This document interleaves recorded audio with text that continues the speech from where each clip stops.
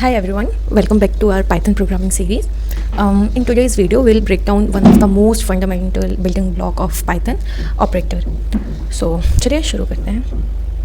So basically अगर मैं बात करूँ definition पर तो हम कह सकते हैं that in Python operator are special symbol that is used to perform operation on values or variable like plus और एडिशन सिंबल.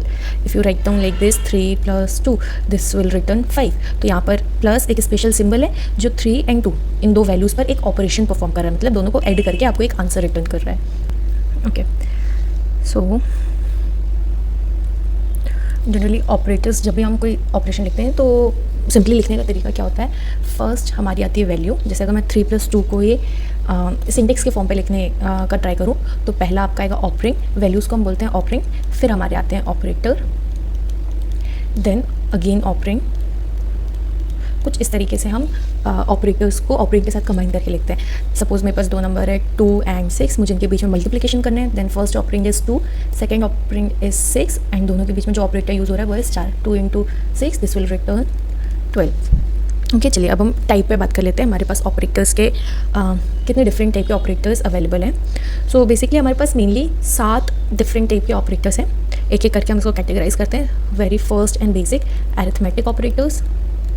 अरिथमेटिक ऑपरेटर्स में आते हैं हमारे पास plus, minus, multiplication, division, floor division. हाँ, पाइथन पर 2 डिफरेंट टाइप के division हमारे पास अवेलेबल है. एक आपका नॉर्मल, लाइक अगर आप कर रहे हो 5/2 तो दिस विल रिटर्न 2.5. और एक होता है फ्लो डिवीज़न, मतलब integer division. If you write like 5/2 तो then this floor division will return only 2.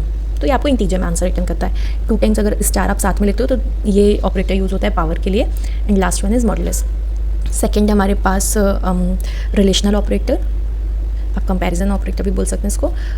Relational operator पर हमारे पास है लेस देन. हम 2 वैल्यूज़ के बीच में जनरली रिलेशन जब भी हमें बताना हो तो हम रिलेशनल ऑपरेटर्स यूज़ करते हैं. दोनों वैल्यूज़ के बीच में रिलेशन क्या हो सकता है, या तो फर्स्ट वैल्यू दूसरी वैल्यू से छोटी हो सकती है या फिर बड़ी हो सकती है, ग्रेटर देन, लेस देन या इक्वल हो सकती है, ग्रेटर या इक्वल हो सकती है, या तो फिर दोनों इक्वल हो सकती है या दोनों नॉट इक्वल हो सकती है. Third is logical operator. जब आपको मल्टीपल रिलेशनल ऑपरेटर्स कंबाइन करने होते हैं, लाइक अगर आप कुछ ऐसा कुछ लॉजिक हमारे पास ऐसा है कि आप उनको ड्राइविंग लाइसेंस दोगे जिनका एज 18+ और 75 से कम हो, तो वहाँ पर आपको 2 रिलेशनल ऑपरेटर कंबाइन करने पड़ रहे हैं ना. एक age should be greater than 18 और दूसरा है कि age should be less than 75. तो यहाँ पर जब आप मल्टीपल रिलेशनल ऑपरेटर्स को कंबाइन करने का ट्राई करते हो किसी एक लॉजिक के अंदर, तो हम वहाँ पर लॉजिकल ऑपरेटर्स यूज़ करते हैं. यहाँ पर हमारे पास है एंड और not. Fourth one is bitwise operator. ये बहुत कुछ आपके लॉजिकल ऑपरेटर के जैसे हैं, बट इसको सॉल्व करने के लिए आपको वैल्यूज़ को पहले बिट में कन्वर्ट करना पड़ता है, फिर हर एक बिट पर वो सेम ऑपरेशन परफॉर्म होता है. यहाँ पर हमारे पास है एंड, और, XOR, not, left shift, right shift. फिर हमारे पास फिफ्थ आ जाता है आइडेंटिटी ऑपरेटर. ये एड्रेस को कैलकुलेट करने के लिए होता है. इसके लिए एक है इज़, एक दूसरा इसके पास इज़ नॉट. ठीक है. फिर हमारा जो 6th ऑपरेटर है वो है मेंबरशिप ऑपरेटर. इसमें आता है इन एंड नॉट इन. और जो 7th एंड लास्ट ऑपरेटर है हमारे पास असाइनमेंट ऑपरेटर. असाइनमेंट ऑपरेटर पर है हमारे पास असाइनमेंट का sign, then plus equals to, minus equals to, multiplication equals to, division equals to, etc. Okay. तो मेनली ये 7 कैटेगरी हमारे पास ऑपरेटर की: arithmetic, relational, logical, bitwise, identity, membership and assignment operator. ठीक है. पहली कैटेगरी को हम इसी वीडियो पे कंटिन्यू करते हैं. तो फर्स्ट है हमारे पास अरिथमेटिक. तो पहला टाइप है हमारे पास अरिथमेटिक ऑपरेटर. अरिथमेटिक ऑपरेटर पर हमने देखा हमारे पास सिंबल्स हैं plus, minus, division, floor division and power, modulus and multiplication. ठीक. यहाँ पर चलिए एक वैल्यू लेते हैं हम a. इनिशियली इस पर है 10. एक वैल्यू हमारे पास b, इस पर असाइन है सपोज 2. तो फर्स्ट अगर मैं करूँ a + b तो this will return 12. a - b 8. a multiplied by b तो ये रिटर्न करेगा मुझे 20. और मैं कोई दूसरी वैल्यू लेती हूँ लाइक 5 डिवाइडेड बाई 2 तो ये मुझे रिटर्न करेगा 2.5 एग्जैक्ट आंसर. वही मैंने अगर 2 टाइम्स यहाँ पे स्लैश यूज़ किया है तो इसको हम बोलते हैं फ्लो डिवीज़न. ठीक है. तो 5 फ्लो डिवीज़न 2 तो this will return answer in integer only.